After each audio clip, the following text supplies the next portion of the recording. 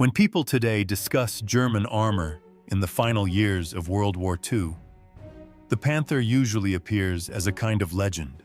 Powerful, elegant, overrated, misunderstood, praised and hated at the same time.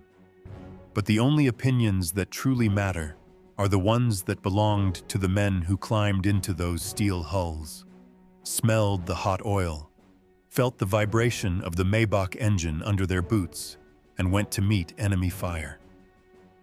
On the Western Front, where Panther crews faced Sherman's Fireflies and overwhelming Allied artillery, their voices reveal a picture far more complex than any engineering chart or museum description. The Panther was designed as an answer to the Soviet T-34, and on paper it was almost perfect. A long-barreled 75mm gun, sloped armor, advanced optics. But looks deceive. Its early combat debut in 1943, especially around Kursk, was a disaster. Engines overheated, fuel pumps failed, turrets jammed. Many didn't even reach the battlefield. Those complaints filled battalion reports like a list of engineering sins. Yet by the time the Panther appeared in Normandy and the Ardennes, it was no longer that unreliable monster of the Eastern Front's early days. It was still temperamental, still dangerous to its own crew, but improved enough to become both a blessing and a curse in the hands of German tankers. To grasp what they truly thought, I turned to a mix of sources: field reports from Panzer-Regiment II and Panzer Lehr Division, post-war interviews, and the diary of Unteroffizier Karl-Heinz Schuster, who fought in Normandy. These voices blend into something real, not statistics, not theory, but fear, pressure, and the pride of men trapped inside a war they were rapidly losing. If there was one thing Panther crews never doubted, it was the gun.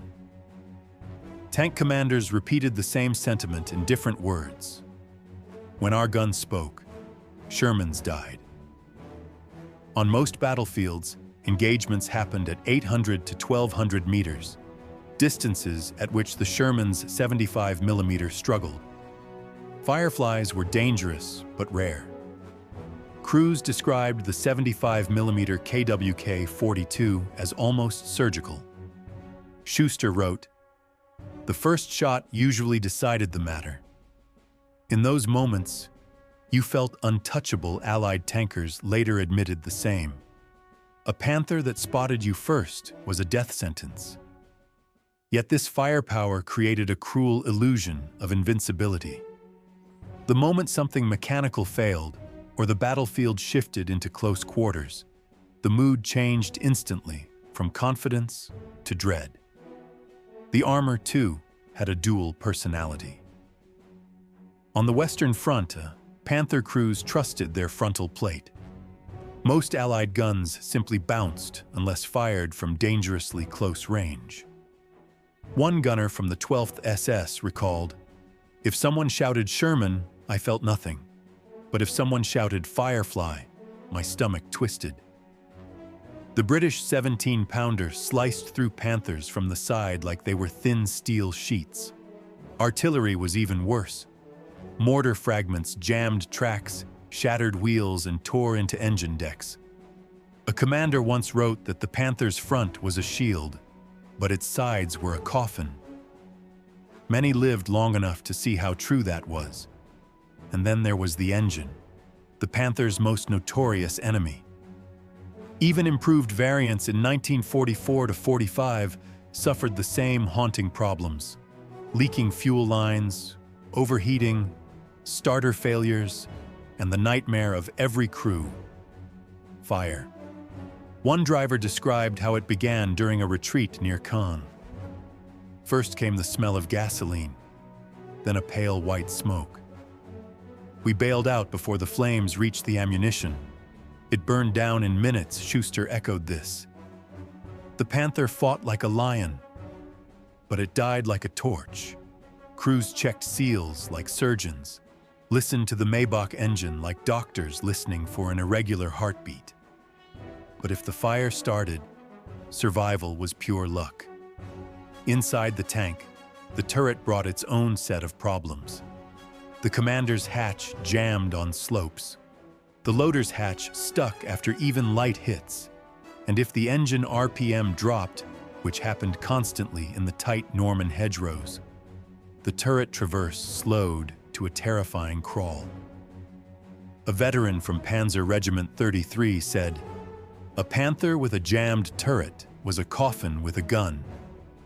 And in the bocage, where ambushes were sudden and brutal, those extra seconds meant death. A September 1944 report included a line that captured the tank perfectly. "The machine fights well, but inside, it fights against us." And yet, despite all of this, many who served in Panthers remembered it with a strange loyalty. They cursed it, feared it, and still loved it. A Panzer Lehr officer later wrote that the Panther demanded care like a temperamental horse, but when it obeyed, it was magnificent. Schuster described watching a Panther duel 3 Shermans alone. "She moved with grace, pivoting, firing, advancing. We shouted after every hit. In that moment, I forgot all the flames and all the breakdowns. It was the most beautiful machine I ever saw." There's a tragic truth buried in these memories. Panther crews believed, often sincerely, that they were fighting in the best tank on the battlefield.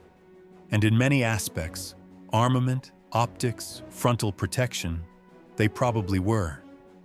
But they also knew the truth their officers rarely admitted.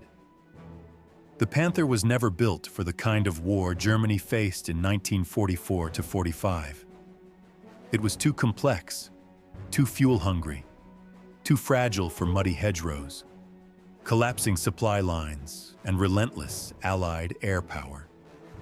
It was a weapon of 1943, trapped in a war of 1945.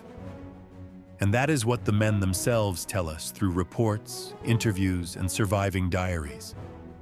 Their testimonies strip away the myth and reveal the reality. The Panther was a masterpiece and a mistake. A tank that saved their lives and threatened them in equal measure. In the end, one sentence appears again and again in different forms, written by men who survived and by those who barely escaped burning hulls. "It was the best tank I ever fought in, and the most dangerous."